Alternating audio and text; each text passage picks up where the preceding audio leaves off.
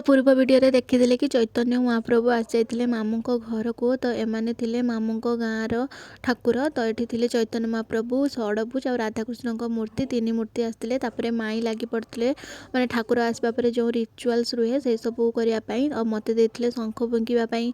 सेपटे समस्ते बस पड़ते परिवा काटापी जेहेतु राति महोत्सव हम। तो सेपटे परिवा कटा होता, एपटे पूजा भी स्टार्ट होता। तो संध्या टाइम रे आमे माँ झील रेडी होकी पलि जाइलु ठाकुर पाखक प्रणाम करने। तो ये आसी देखला बेलू संध्या आरती आरती हो नाला माने बाली भोग लगी कीर्तन चलता।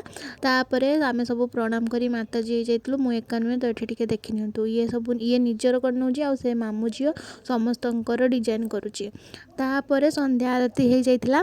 संध्या आरती टाइम रे समस्ते जी जो थे आसिक पहुँची जाते। संध्या आरती सरला आम आरती नहीं तापर चारि पाखरे 3 थर परिक्रमा कर सारापर आम जय बाबा माने मो पुतुरा से बासा अलुट करदेला। आम समस्ते खाइबा पलैलु।